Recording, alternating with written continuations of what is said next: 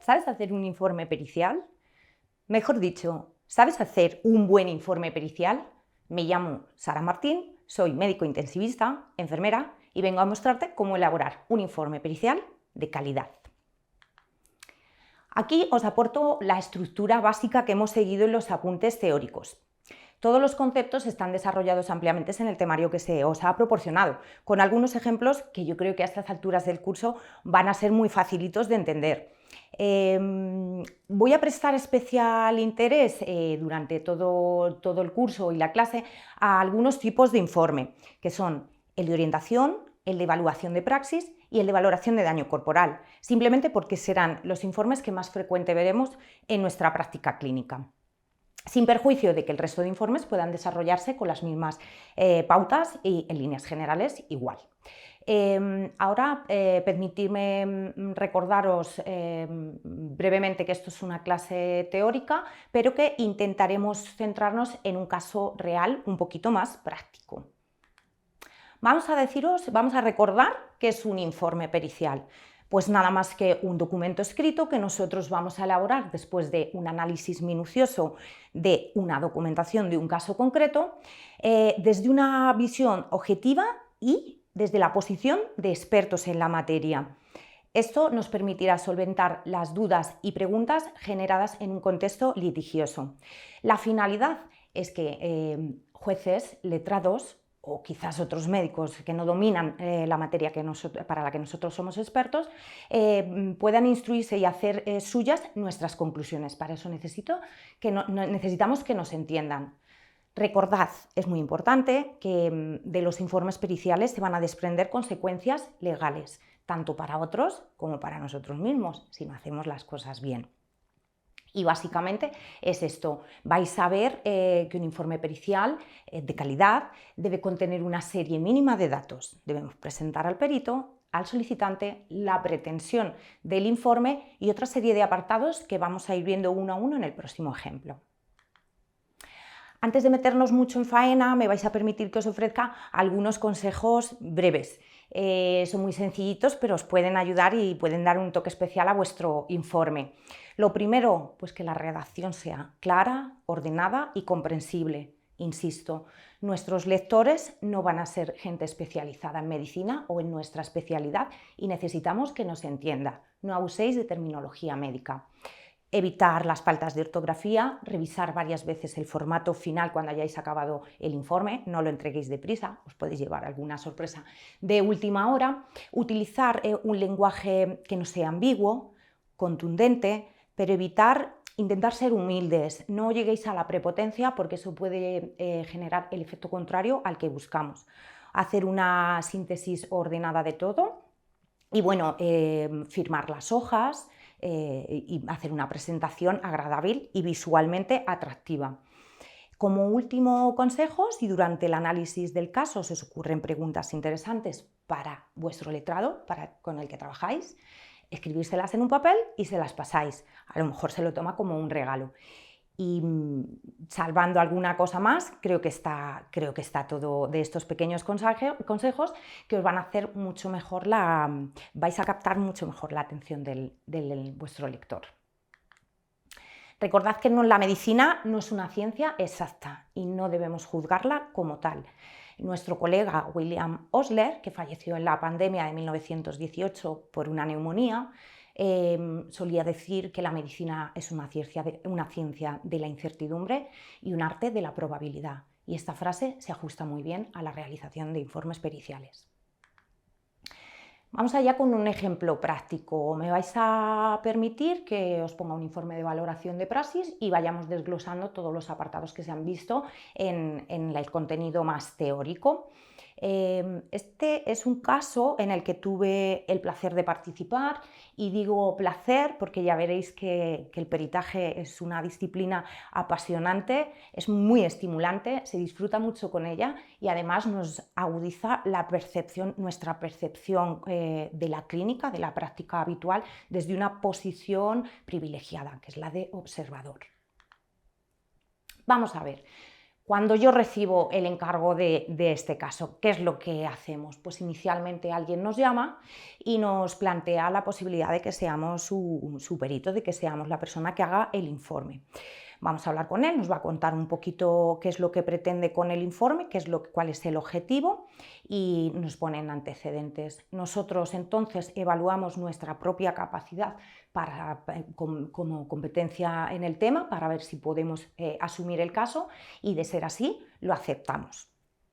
En ese momento tenemos que comprobar que toda la documentación que se nos envía es completa, es legible, está en un buen estado para analizarla. Y muy importante, determinar los plazos de entrega. No es lo mismo hacer un informe en 3 días que en 3 meses, sobre todo si son informes complejos. Así que quedaros en este momento inicial con esas premisas.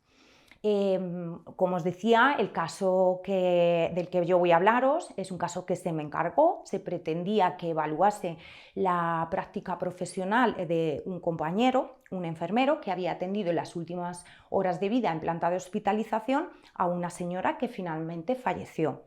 Era una señora inmunosuprimida por enfermedades previas, era una enfermedad de Crohn, con toma de corticoides prolongados, había sufrido una intervención urgente para resección intestinal y acababa de salir de alta de la UCI. Llevaba en planta de hospitalización poquitos días. Entonces, pues bueno, acepté el caso y me puse manos a la obra. ¿Qué pasa? Que era un caso complicado. ¿Por qué? Porque en la historia clínica faltaba información o esta no era todo lo completa que yo hubiera deseado. El evolutivo más importante, que es el de la noche en la que falleció esta señora y el que evalúa la práctica de este compañero, era muy escueto. Como podéis ver, apenas hay información que nos diga qué pasó, qué se hizo o qué no se hizo. Entonces, ¿cuál fue mi primera reacción? Pues algo parecido a esto. Me llevé las manos a la cabeza y ahora, ¿qué hago? Bueno, pues comenzamos con el informe. Hay que ponerse manos a la obra y hay que echar mano de todas las armas que se tengan. ¿Cómo comenzamos? Presentando al perito. Nuestro nombre, apellidos, datos importantes. No pongáis el currículum entero, solo aquellas cosas que sean relevantes para poner de manifiesto que sois expertos y competentes para analizar la materia que se está proporcionando. Y tened cuidado porque yo me olvidaba al principio y no ponía los datos de contacto, por si el juzgado quiere ponerse en contacto contigo o alguna cosita así. Muy sencillito. Continuamos diciéndole al señor juez, esto es importante, hay que ponerlo y queda muy bonito y muy formal, hay que decir que nosotros estamos trabajando con la promesa de decir la verdad o el juramento, también se nos preguntará en la defensa oral, en el juicio, y que hemos tenido en consideración todas las premisas y conocemos la ley y las sanciones que pudiera haber si faltamos a la verdad. También manifestamos que no tenemos ninguna incompatibilidad al ser un perito designado por las partes si esto fuera así. Después, vamos a seguir con un índice. Los índices dan una sensación de orden al documento. No todos los peritos ponen un índice, pero yo os recomiendo que lo hagáis. A vuestro lector le va a facilitar la búsqueda y encontrar la información que necesita y sabrá perfectamente todo lo que hemos aportado y todo lo que hacemos en nuestro informe. No os olvidéis, es muy sencillito. Estas 3 páginas que os he mostrado previamente pueden formar parte de una plantilla vuestra, son casi siempre iguales y no nos va a costar nada añadirlas y quedan muy bien.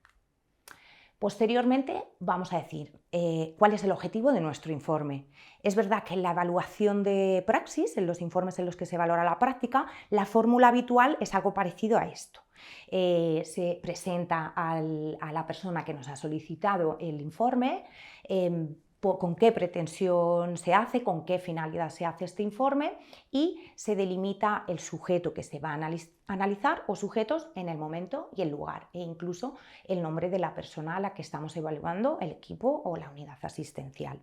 En la valoración de daño corporal, por ejemplo, podréis ver los informes con estos datos separados. Por un lado, el solicitante, por otro lado, la evaluación, los datos del lesionado y por otros los del perito o el objeto del informe. ¿Vale? Son fórmulas válidas todas y va a depender del estilo del perito y del informe que estemos trabajando, pero no son fórmulas inamovibles.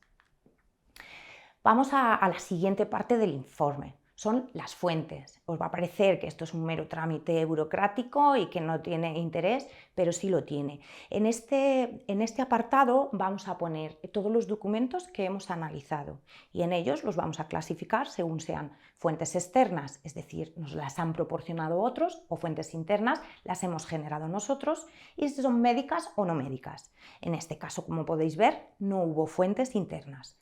¿Por qué tiene cierta importancia este apartado, hacerlo bien? Pues porque si disponéis en la información que se os presente de un informe pericial contrario y en el análisis de las fuentes que ha utilizado este tiene más fuentes que nosotras, tendremos que pedirlas. En el caso de que tengas menos fuentes analizadas, pues a lo mejor tendremos que buscar puntos débiles en ese informe, ¿vale? Intentad abreviar toda la documentación que pueda ser expresada dentro de un conjunto, señalarla así, ya sea una historia clínica de un hospital o unas diligencias previas con un número, os va a facilitar la tarea. Esto puede ser muy extenso, pero tampoco cuesta demasiado.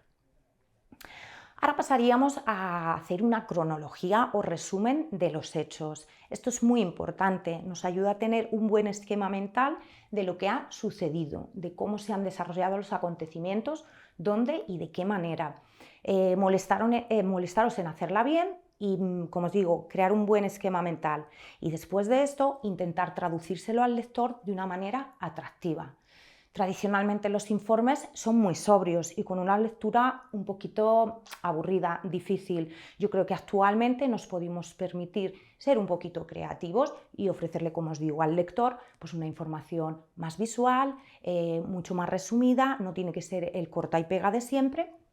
En este caso yo hice un resumen de toda la historia, toda la trayectoria hospitalaria de la señora, luego más concretamente de la planta de cirugía y posteriormente fui detallando por turnos. También me molesté en señalar qué órdenes médicas y tratamientos se habían pautado y prescrito para la paciente durante ese tiempo y, por supuesto, me explayé en el análisis más concreto y más minucioso en la parte que a mí me interesaba, que fue la noche en la que la señora falleció y la noche en la que el compañero actuó.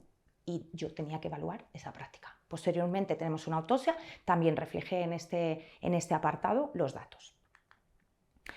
Vale, llegamos a la parte de fundamentos técnicos. Esta es la parte donde nos vamos a explayar más técnicamente, a nuestro gusto, ¿de acuerdo? Podemos utilizar toda la información que consideremos conveniente, actualizada y, ojo, que sea congruente con nuestras conclusiones. No vayáis a poner unos fundamentos técnicos que nada tienen que ver con lo que vosotros estáis argumentando. Tened cuidado.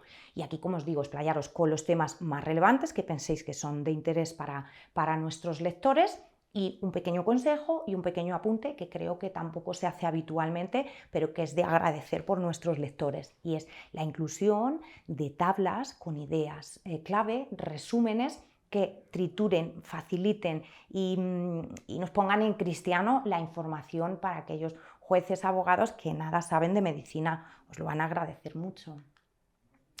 No evitéis poner gráficas o dibujos o cualquier imagen que pueda facilitar la transmisión de información, ¿vale? Queda bien y, como os digo, facilita mucho que nuestros lectores comprendan el mensaje. Necesitamos que nos entiendan.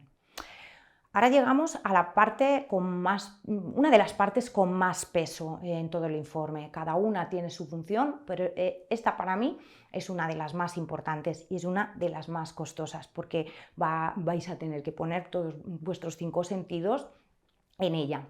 Son las conclusiones preliminares razonadas, ¿vale? En este apartado nosotros intentaremos palabra por palabra sustentar toda la base, todos los razonamientos que luego nos llevan a las conclusiones finales. Así los jueces y los abogados o el médico no especializado que tenga que interpretarlos va a saber que nuestras conclusiones no tienen una generación espontánea, sino que están basadas en un análisis riguroso. Por otro lado, además, en una historia incompleta nos va a ayudar a demostrar lo que nosotros pretendemos, ¿vale? Uno de los puntos más por los que yo suelo empezar, y en este caso empecé así, es determinando el estado de salud previo. No es lo mismo tener un punto de partida con una enferma muy enferma que con una enferma sana, ¿vale? Entonces, lo que hicimos en ese momento es redactar y poner un punto de partida. La enferma estaba muy malita y eso es de lo que partíamos, ¿vale? Nos puede ayudar a enseñar al juez cuál es el estado inicial.